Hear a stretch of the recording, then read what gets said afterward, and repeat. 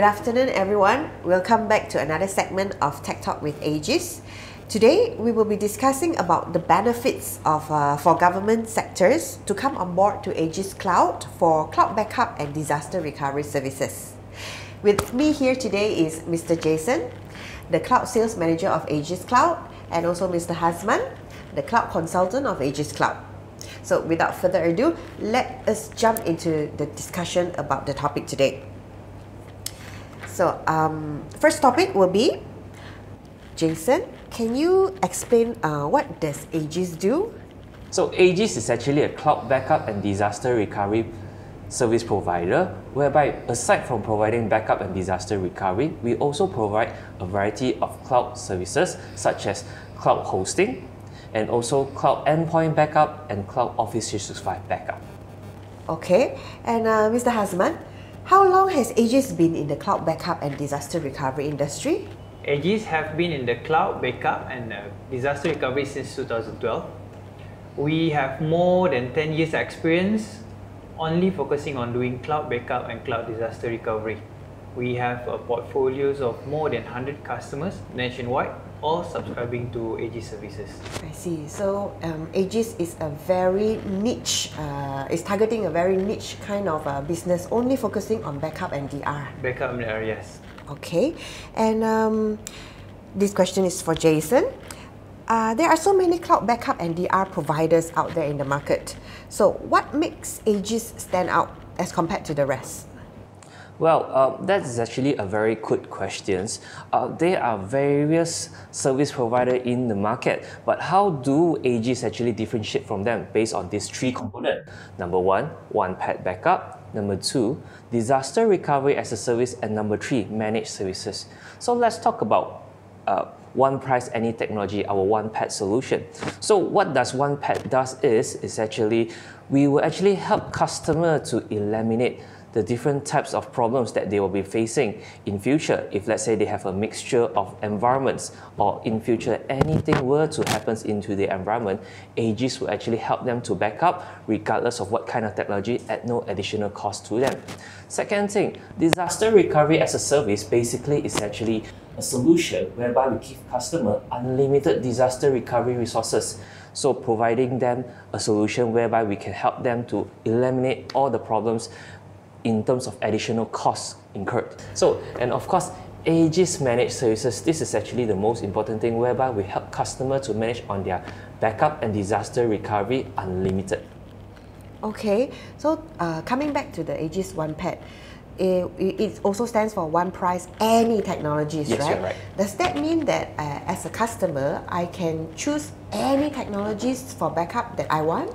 Well, if it's actually for customer to choose it themselves, customer might choose a wrong technology for their environment. So as a backup and disaster recovery service provider in the market for over 10 years, it is actually much more recommended for our team to actually recommend them what is actually the best technology or best solution for them to use in their environment. Alright, right. So you will actually understand and study the environment first before you actually propose a backup solution. Yes. Okay. And coming to the DR as a service, DR as a service meaning that customer does not need to buy any hardware to host as a DR server, is it? No, it doesn't require. Basically, Aegis provide a various range of servers hosted in our data center, disaster recovery center. So waiting for customer to onboard, that's all. By just subscribing, if let's say customer doesn't require anymore, they can actually just upfront let us know, we will give them back the data. Okay. And one question is, Aegis Cloud, Aegis data center. Yep. May I know the location of the data center? Basically, the location is actually located based in Malaysia. It doesn't go out of Malaysia. I see. So Aegis Cloud is based in Malaysia. It's a Malaysian-based disaster recovery center. How does Aegis charge? Does customer need to purchase or anything like purchase hardware, storage, something like that? So since Aegis is 100% subscriptions, all services under Aegis, customers does not need to invest on anything to come on board with us. Okay. Alright, and Aegis charge based on the cloud backup storage capacity only, the use storage capacity In short, subscribe to Aegis, you get a DR services for free. Meaning, if you want to have a backup for your environments, or maybe you already have a backup, you just want a DR, you go to Aegis, you get both of them, backup and DR for your IT environment. Has it occurred that customers requested to only backup but they don't want the DR? Have you encountered such customers? Actually, we do have that kind of request where clients said they don't want the disaster recovery, they just want the backup. But as I'm telling you guys, so it's an offer to you, like you pay for one price and you get two type of services, backup and DR. So why not you just take both of them, because you still get the objective of your backup. Which data. means that, you know, since DR is already free, why don't you just use it? Yes. Yeah, subscribe to Cloud Backup, you get DR for free. Yes. So why don't you want the DR? You want the free, Yes. the free stuff, right? So, Jayson, understand that for on-premise backup only, it is not a foolproof cloud disaster recovery plan. What is your opinion on this? Well, basically, by doing an on-premise backup is basically just a portion of the disaster recovery plan. Imagine today you actually occurred a major disaster in your environment. So what is going to be happen if, let's say, your data is only kept on-premise of your environment? So your data will be followed the disaster to actually be gone as well. So what are you going to do next? You don't have a backup plan to counter this kind of situation. So whereby it is actually important for you to have an offsite backup and offsite disaster recovery. So at least any disaster happens, you have a disaster recovery center to resume operation as per normal. Yeah, I think it's just like what the saying goes, don't put all your eggs in a single basket. Yes, you are right. Yes. And Mr. Hazman, Yes. if customer currently already purchased the backup software only for on-premise backup, yeah, how can Aegis help customer to backup off-site without adding additional costs? Yes, Aegis can help in this. Aegis is able to provide you off-site backup to Aegis Cloud without having to purchase additional backup software. Our product called Cloud Universal Backup, CUB in short, CUB, is able to cater customers who already purchased a certain backup. So for certain backup software for their own, I mean like local backup. Okay. So how Aegis CUB can help is we help customers to have an offsite backup without having to purchase additional backup software for cloud usage. Right, and customer can still utilize back their existing backup software for on-premise backup, but Aegis provision offsite backup to customer, which come with complimentary unlimited cloud disaster recovery sources such as unlimited VM, unlimited vCPU, unlimited VRAM, all the other DR resources will come for free together with the package of our offering. Okay, so which means that under the Aegis Cloud Universal Backup CUB, it is a service that enables existing on-premise customers to back up to cloud.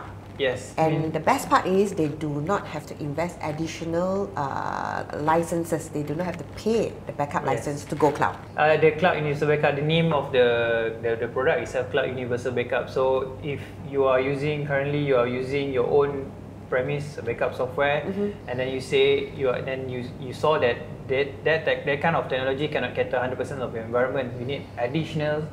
Maybe you need a second, the plan B or plan C. So Aegis can help you with a very little of cost and a very efficient support system. What are the most challenging situations faced by government sectors when it comes to implementing a disaster recovery plan? Okay, so I think I will answer first on this portion because there are over 20 ministers in government sectors.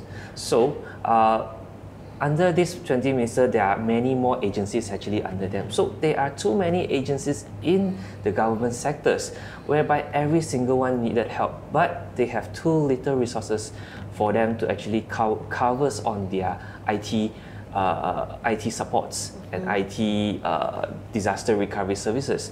They have an appointed agencies whereby they can host their disaster recovery services at the agencies. We call it Mampu. So Mampu is the only agencies that actually help them to cater their disaster recovery service, or even help them to host their servers in the data center that they provided. But there are limited data centers that they have to cater for all agencies in the market. So it will create a problem for them whereby everyone wanted to put all their servers into Mampu. So some of them actually, until now, they have not get a response or any feedbacks from Mampu due to limited resources that they are facing. I see. So these are actual responses that government sectors are actually telling you that they are still in the waiting line for Mampu. Yes, they are waiting. Waiting list.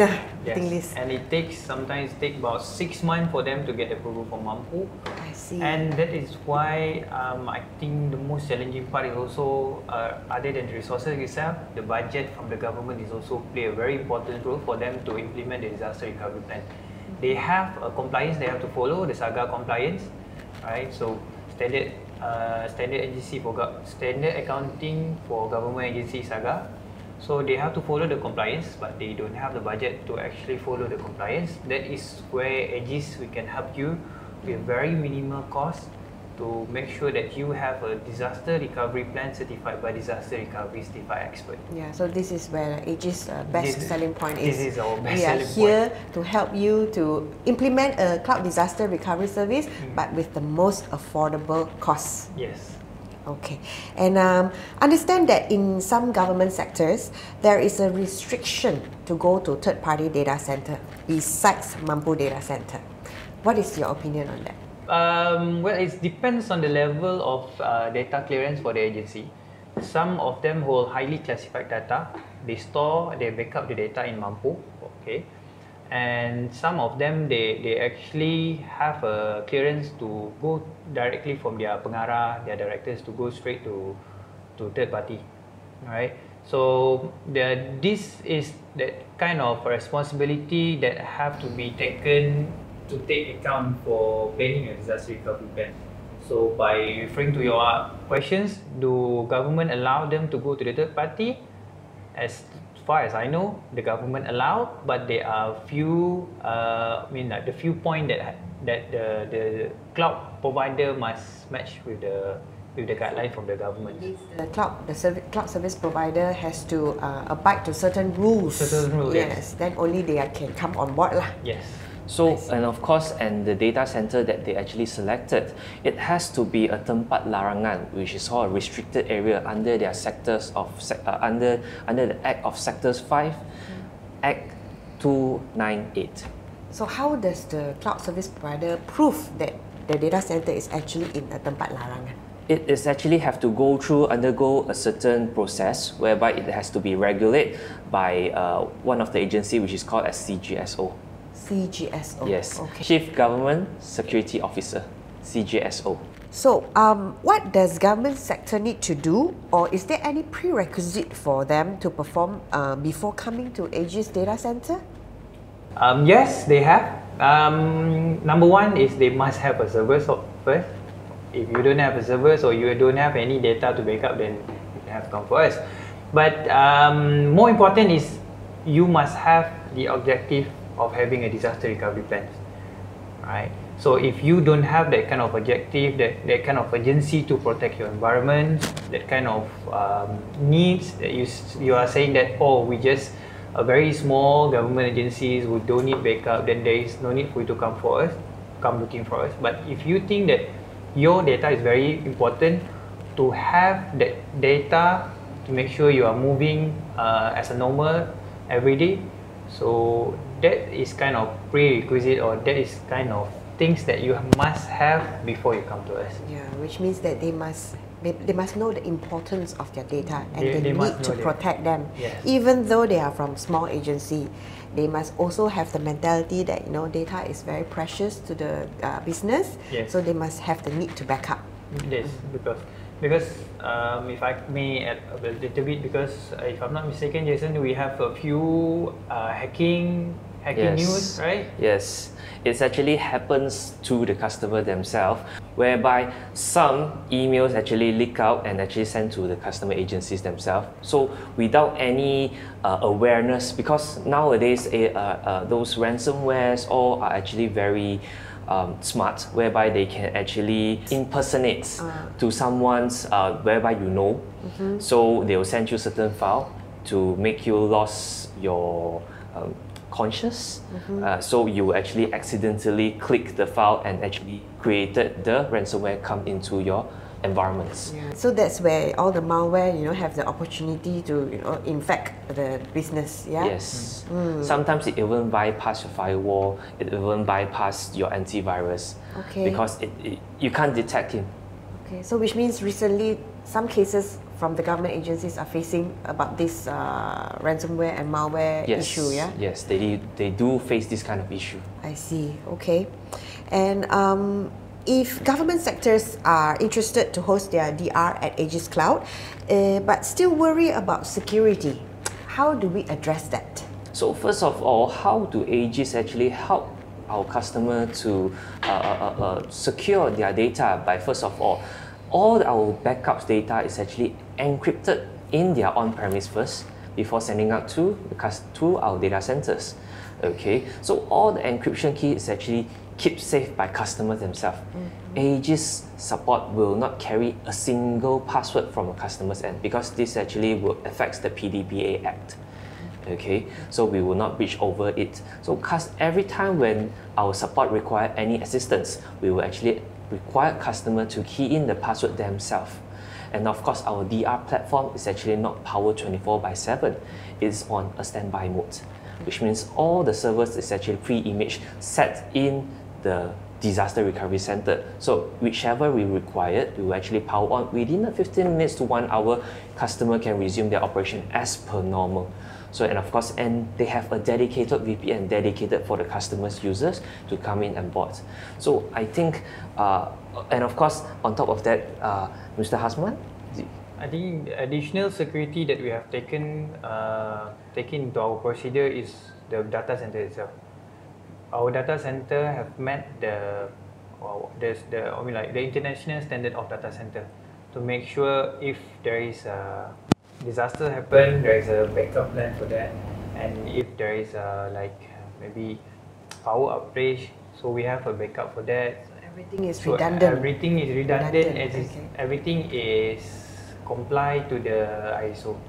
So how to prove this? Actually, we cannot show you. We cannot bring the pictures of the data center. But if the government agencies, you really need to see all those certificates from the ISO and some more. Then you can just send us request. Then we will share with you the data center specifications and also all the certifications that the data center has obtained. Yes. I see. Okay. And Aegis data center is actually a cold, or warm, or hot kind of data center? Actually, we push more towards warm data center. For those who maybe first time hearing about what is cold, warm, or hot, so hot meaning you do live backup, right? A small change in A will change in B.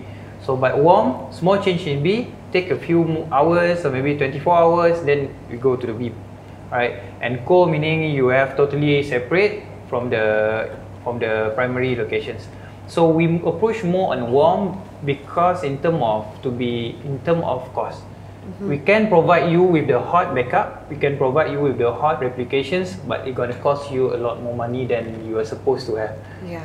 Because you actually, I'm not saying that you doesn't need the hot backup, but we are planning on disaster, right? So you don't know when the disaster is happening. Yeah, I think throughout the years that we have been meeting customers, they always tell us that no, I want the hot kind of disaster recovery service.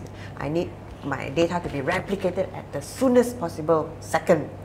But when they see the reality of the cost versus their need for DR, then they will always try to change it from hot to warm. Yes.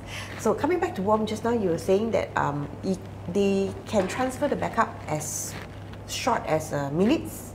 2 hours? It can be the backup that they actually require to replicate, it can be determined by customer themselves whether the policy, but it can go as fast as 15 minutes of replication of the data to sending over to the data center. But provided that the resources of their office, the resources that they have in their environment, whether is it sufficient to cater for 15 minutes or not with the data that they have. So when we talk about all these things, we actually have to look into 3 criteria. Number 1, the delta changes of every day. What kind of data they have, how big the size it is for every time the changes of the data. Secondly, how big is the bandwidth that they have in order to meet their requirement, and how frequent that they wanted to have for their backup to run every single, how many, maybe every 15 minutes or every hours. That's actually depending on customer themselves. So with all this kind of information that they have, customer able to determine what they want. I see. So this is more about customer determining the RPO, the recovery point objective themselves. Recovery point objective. Yeah. Okay. Okay. And our very last question for today is, what are your final advice to government sectors who are in the midst of planning a disaster recovery solution? I would like to quote something from Unknown. They say the best investment is always yesterday. Right? So meaning if you want to do this plan, you want to have a disaster recovery plan, you have to do it today. You have to do it now, because you never know when the disaster is going to happen. So my advice is, if you have a plan and you want to know how much it's going to cost you, come to us. We will help you and we consult you how much it's going to cost you. So my advice, start today, then plan on the budget the next day. Get ready before you're sorry. Yeah, get ready before you're sorry, basically. Okay. And Jayson, what are your thoughts about it? For government sectors, the advice to the government sectors is better to plan a disaster recovery plan before any disaster happens, okay? Because all this require a lot of studies and a lot of research from themselves. So my advice is actually to seek for a disaster recovery consultant or disaster recovery experts to actually help them to reduce more time and resources whereby they have to spend time to do it research of themselves. So at least